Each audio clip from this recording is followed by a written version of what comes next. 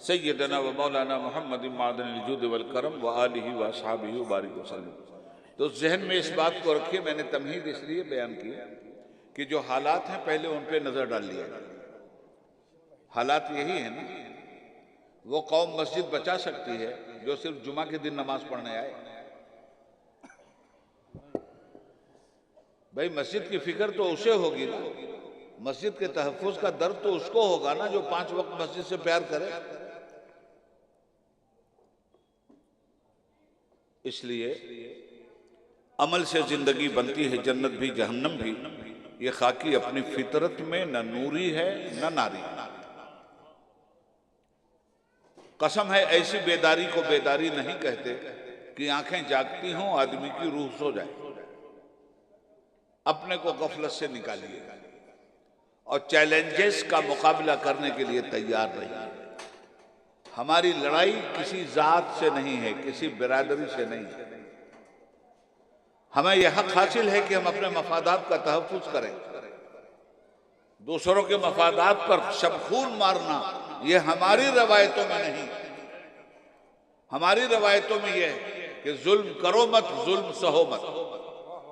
क्या अच्छी बात है। जुल्म किसी पे करते नहीं, और जुल्म होगा तो फिर सहते भी नहीं। जालिम से लड़ने का हौसला रखो। क्या बात है। और यह हौसला तुम्ही को दिया गया है। जन्नत की बशारत तुम्हारे लिए, मगर एक शर्त के साथ है जन्नत की बशारत। तावीज़ और गंडे की बुनियाद पे नहीं है जन्नत की बशारत। फूल और चादर की बुनियाद पे नहीं है जन्नत की बशारत। इन्नल्लाह अश्तरा मिनल मोमिनीना अनफुसहुम व अमवालहुम बिअन्न लहुमुल जन्नह। जान और माल की बैत पे है जन्नत की बशारत। हमारी जान, हमारा माल, तो फिर आपकी जन्नत नहीं। इसलिए कि आपकी जान ही का सौदा तो हुआ है जन्नत से, आपके माल ही का सौदा तो हुआ है जन्नत से। तो जब जन्नत का सौदा कर लिया अपने जान से और अपने माल से और कुरान की सनद से, फिर कहां रह गया आपका माल, फिर कहां रह गई आपकी जान, फिर कहां रह गया आपकी आल औलाद की मोहब्बत। ला युमिनु अहदकुम हत्ता अकूना अहब्बा इलैहि मिन वालिदिही व वलदिही वन नासि अजमईन। क़ाल नबी सल्लल्लाहु अलैहि वसल्लम, फरमाया महबूब खुदा अलैहिस्सलातु वस्सलाम ने, ऐ लोगों, जब तक तुम्हारी जान, तुम्हारे माल, तुम्हारी औलाद, तुम्हारे बाप और तुम्हारे तमाम रिश्तों से ज्यादा मेरी मोहब्बत तुम्हारे सीने में जागुज़ी नहीं होगी, तुम मोमिन कामिल नहीं हो सकते। तो किस ईमान के साथ मोहब्बत का दावा है भाई? सोचें आप, ये जगाने वाली बातें हैं। उछालने को क्या है? अभी 5 मिनट में उछालूंगा, उछलिएगा, 3-3 फुट उछलिएगा, नाच नाच के नारा लगाइएगा। फायदा 0 बटा सन्नाटा। अल्लाह होश के दामन पकड़िए और अमल का जज्बा दिखलाइए। अब तो आ गया वक्त। अल्लाह सबके इम्तिहान के लिए सबको मुंतखब नहीं करता। गौर से सुन लो बात, ये मुकद्दर वालों को मुंतखब करता है इम्तिहान के लिए। इस बात को जहन में रखना, जिनका इम्तिहान उनका मुकद्दर। और इस मुकद्दर को तारीख के तनाजुर में देखना और तसलसल में देखना। एनआरसी आई कि नहीं आई, CAA आया कि नहीं आया, क्या कहा गया? कहा गया घर वापसी कीजिए वरना कैंप में डाल दिए जाएंगे। कागज पेश कीजिए वरना मकान छीन लिया जाएगा, शहरियत छीन ली जाएगी। कई दिन हुआ भूल गए? याद है, याद है ना? तो अब हम क्या करें? घबरा जाएं, भाग जाएं? ये NRC, जहां तक मैंने कुरान और हदीस का मुताला किया, ये NRC हर दौर में लगती रही। और आप पे लगी तो क्या लगी, आपके रूहानी बाप पे लगी है ये NRC। अंबिया किराम पे ये NRC लगी।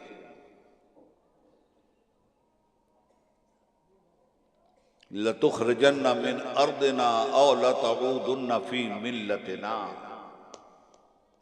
इब्राहिम घर लौटो, वापसी करो, इन मिट्टी के हाथी, ऊंट, खच्चर सच्चर पत्थर को पूजो। और अगर तुम नहीं घर लौटे, और लतऊदुन्ना फी मिल्लतिना, या तो वापस आओ हमारी मिल्लत में, और नहीं तो लतुखरिजन्ना मिन अर्दिना, हम जमीन से तुम्हें बाहर निकालेंगे। यह है एनआरसी। लगी किस पर? इब्राहिम अलैहिस्सलाम। लगी किस पर? मूसा अलैहिस्सलाम। अजी लगी किस पर? खातिमुन नबिय्यीन सल्लल्लाहु अलैहि वसल्लम पर। हिजरत की शब के सन्नाटे में रसूल पाक को मक्का और अपना वतन छोड़ना पड़ा। तो तारीख हमारी ये बताती है कि कुछ छोड़ा हमने, मगर कुछ के लिए छोड़ा। छोड़ा तो कुछ की कुर्बानी दी, कुछ के हिफाजत के लिए कुर्बानी दी। तो माल की कुर्बानी दी, जान की कुर्बानी दी, औलाद की कुर्बानी दी। किसकी हिफाजत? दीन की हिफाजत, ईमान की हिफाजत। यही तो है मुख्तसर कहानी आपकी। मक्का छोड़वा दिया गया, क्या ईमान भी छोड़वा लिया उसे? वो कौन सी मुसीबत थी, वो कौन सा पत्थर था जुल्म सितम का, जो नबी करीम सल्लल्लाहु अलैहि वसल्लम की पुश्त मुबारक पे नहीं बरसा और पाकीज़ा खून ताइफ की धरती पे नहीं बहा? ये सब हुआ, मगर क्या हुजूर ने इस्लाम का खून बहने दिया? हजरत अबू बकर ने इस्लाम का खून बहने दिया, हजरत उमर ने बहने दिया, हजरत उस्मान ने बहने दिया, मौला अली ने बहने दिया, हसन मुश्तबा ने बहने दिया, हुसैन सैयदुल शुहदा ने बहने दिया। यही तो नमूने हैं आपके, यही तो मॉडल हैं आपके, यही तो रहबर हैं आपके। यहीं से तो दीन लीजिएगा, यहीं से तो उस पर अमल कीजिएगा, या कहीं और जाइए। सुनिए, वो मुकद्दस लोग थे। और याद रखिएगा, मुसलमान का इम्तिहान होना ही होना है। जहां आपने ला इलाहा इल्लल्लाह कहा, आप मैदान जंग में आ गए। जिस दिन से कहा, इसलिए कि दुनिया कह रही थी जमीन खुदा है, आसमान खुदा है, चांद खुदा है, सूरज खुदा है, गंगा खुदा है, जमुना खुदा है, सब मस्त है। किसी का खुदा और, किसी का खुदा और, किसी का खुदा और। आपने कहा नो, काबिल गौर है, ला इलाहा इल्लल्लाह। न जमीन खुदा, न आसमान खुदा, न चांद खुदा, न सूरज खुदा, न जमुना खुदा, न गंगा खुदा, न इंसान खुदा, न कंकर खुदा, न शक्कर खुदा, न पत्थर खुदा, न हजर खुदा, न शजर खुदा, कोई खुदा नहीं। ए भाई, सारी दुनिया से जंग ले ली आपने, इसलिए कि सबके भक्त थे सब। उन्हीं भक्तों के बीच में जाके आपने कहा ला इलाहा इल्लल्लाह, अल्लाह के अलावा किसी को हम नहीं मानेंगे। भाई जंग तो होगी। आप तो आ गए मैदान जंग। तो जब कह दिया कि अल्लाह के अलावा किसी के सामने नहीं झुकेंगे, यही तो है ला इलाहा इल्लल्लाह का मतलब, कि कुछ और है तो मुझे समझा दीजिए आप लोग, मेरी मालूमात में इजाफा हो जाए। ला इलाहा इल्लल्लाह का मतलब अल्लाह के सिवा हम किसी के सामने नहीं झुकेंगे, अल्लाह के सिवा हम किसी की इबादत नहीं करेंगे। किसी बातिल को के सामने झुक जाना, यह भी इबादत का एक इशारा है। अल्लाह के अलावा किसी के सामने नहीं झुकेंगे, यही तो दावा किया आपने। अच्छा, काश कि इस दावे पे आप कायम रहते। मस्जिद में झुके अल्लाह के सामने, कानपुर के रोड पे झुके जुल्म के सामने, वहां भी झुके, यहां भी झुके। मगर मस्जिद में जब झुके तो अल्लाह कह रहा था जालिमों के सामने मत झुकना, मगर ये अल्लाह के सामने झुकने वाला मार्केट में आया तो झुक गया जालिम के सामने भी। जुबान ने कह भी दिया ला इलाहा तो क्या हासिल, निगाह दिल जो मुसलमान नहीं तो कुछ भी नहीं। अल्लाह अगरचे बुत है जमाअत की आस्तीनों में, मुझे है हुक्म अज़ान ला इलाहा इल्लल्लाह। ये दौर अपने इब्राहिम की तलाश में है, सनम कदा है जहां ला इलाहा इल्लल्लाह। हज़रात, ये वक्त जब आ गया तो अब आप क्या करेंगे? अमल तो करना है आपको। घर पे बुलडोजर आया तो बचाना है कि नहीं? आग लगी है तो बुझाना है कि नहीं?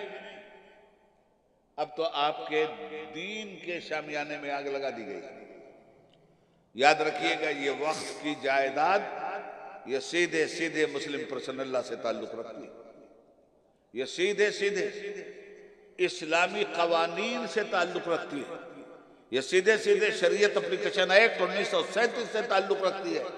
और इसको अंग्रेजों ने भी माना, इसको बादशाहों ने भी माना। हमारे इंटरनल मसाइल को शरीयत की रोशनी में हल करने का कानूनी हक मौलाना हिंदुस्तान के राजाओं ने भी दिया था।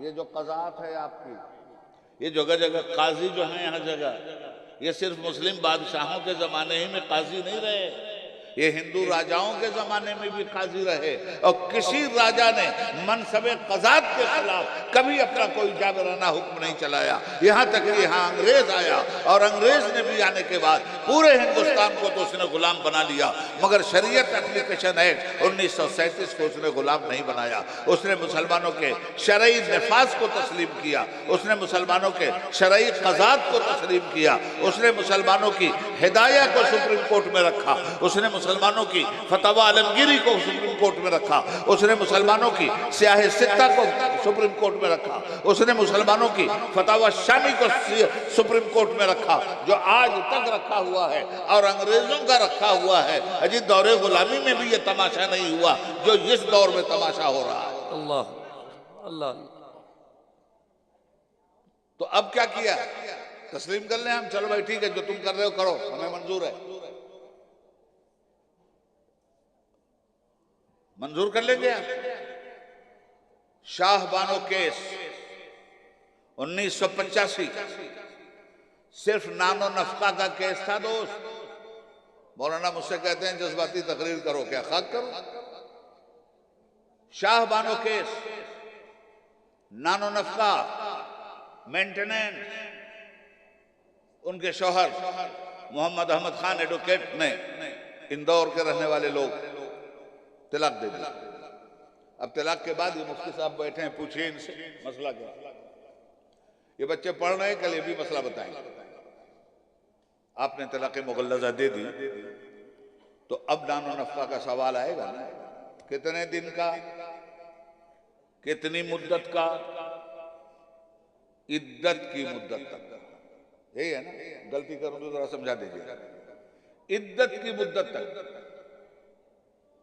इद्दत की मुद्दत तक का खर्च दे दिया आपने, औरत अपने घर, आप अपने घर, जहां चाहे शादी ब्याह कर लिया। यह है सिंपल सा मसला हमारा। शाह बानो इस केस को ले गए सेशन कोर्ट में। सेशन कोर्ट की जिम्मेदारी थी, सुप्रीम कोर्ट की जिम्मेदारी है, हाई कोर्ट की जिम्मेदारी है कि मुसलमानों के जब इंटरनल मसाइल मुकदमात की शक्ल में आए तो उनका फैसला इंडियन पैनल कोर्ट के तहत नहीं किया जाएगा, उनका फैसला शरीयत एप्लीकेशन एक्ट 1937 के जरिए किया जाएगा। किसी जज को यह पावर नहीं है कि इंडियन पैनल कोर्ट के जरिए उसका फैसला कर दे। कुरान क्या कहता है, जज को उसकी बुनियाद पे फैसला देना। हदीस क्या कहती है, जज को उसकी बुनियाद पे फैसला देना। इस्लामी फिक़ह क्या कहती है, जज को उसकी बुनियाद पे फैसला देना। ये राइट है आपका, मुल्क के संविधान में ये आपका राइट मौजूद है और इसी के तहत फैसले होते हैं। पहली मरतबा शाह बानो केस आया, कोर्ट ने शरीयत के खिलाफ फैसला दिया। अब कोर्ट का फैसला क्या है, वो क्या कहलाता है, इंडियन पैनल कोड में क्या है, 125 CRPC। तो शरीयत क्या कहती है, इद्दत की मुद्दत तक खर्च दीजिए, फ्री हो जाइए।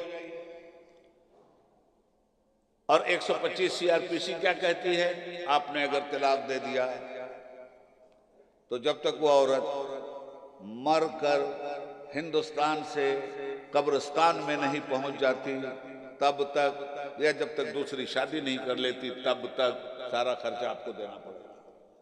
ये था वो फैसला मिस्टर चंद्राचूड का 1985 का, जो सीधे सीधे शरीयत से टकराया।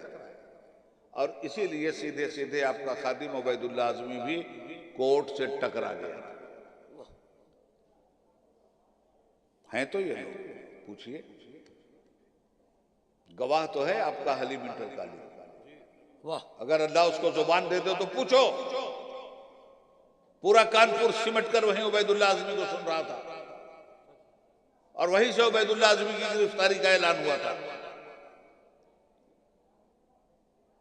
क्यों ऐसा हुआ? हम टकराए, कोर्ट के फैसले से टकराए, गिरफ्तार किए गए, मुकदमात चले। आज भी मंदसौर एमपी में 153A का मुकदमा चल रहा। जमाना हुआ, शाह बानो मर गई, इनका मुकदमा नहीं मरा। अब ऐसी हुकूमत ही को मार देना। मारने से मुराद तलवार से नहीं, ओट की धार, ओट की धार। क्या बात है। टकराए हम। 1986 में झुकाया हुकूमत को। सुप्रीम कोर्ट की फुल बेंच का फैसला पार्लियामेंट के जरिए डिलीट हुआ और मुस्लिम पर्सनल बहाल हुआ। यह हिंदुस्तान की आजादी की तारीख का पहला फैसला है मुसलमानों, जो सुप्रीम कोर्ट का फैसला पार्लियामेंट से तब्दील करवाया था। वाह। आज फिर उसी पार्लियामेंट में मुस्लिम पर्सनल को चैलेंज हो गया। वक्फ तरमीमी बिल आ गया। क्या है ये? इस बिल को जब तक हम इनकी बिल में नहीं घुसाएंगे चैन से नहीं बैठेंगे। हाय हाय हाय। याद रखना इसको। क्या कहने। वाह हम हिंदुस्तानी क्या हैं, कहने। हिंदुस्तानी। वाह वाह वाह वाह। नारे तकबीर, नारे रिसालत, हजरत अल्लामा उबैदुल्लाह खां आजमी। माशाअल्लाह माशाअल्लाह। हमसे कहा बहुत जाता अच्छा। है पाकिस्तान चले जाओ, तुम्हारे बाप का है, हाँ, पाकिस्तान चले जाए। जिस लाल किले पर 15 अगस्त को एक झूठा हर साल झूठ का पिटारा खोलता है, वही लाल किला हमारा आधार कार्ड है मुसलमानों का। याद रखना इस बात को। जिस ताजमहल को दिखलाकर ये भिखमंगी हुकूमत पैसा और डॉलर इकट्ठा करती है, वही हिंदुस्तान के मुसलमानों की आइडेंटिटी है। हिंद को नाज है जिसपे, वो निशानी हम हैं। ताज और लाल किला के यहाँ बानी हम हैं। तू न मिट जाएगा ईरान के मिट जाने से, मगर शर्त यह है कि अपने दीन के साथ वफादारी बांटो। वक्त आ गया तुम्हारे इम्तिहान का। अब क्या करोगे? एक आयते करीमा पढ़ के बात खत्म करता हूं। वो आयते करीमा, बस बहुत बहुत थक चुका हूं बेटा।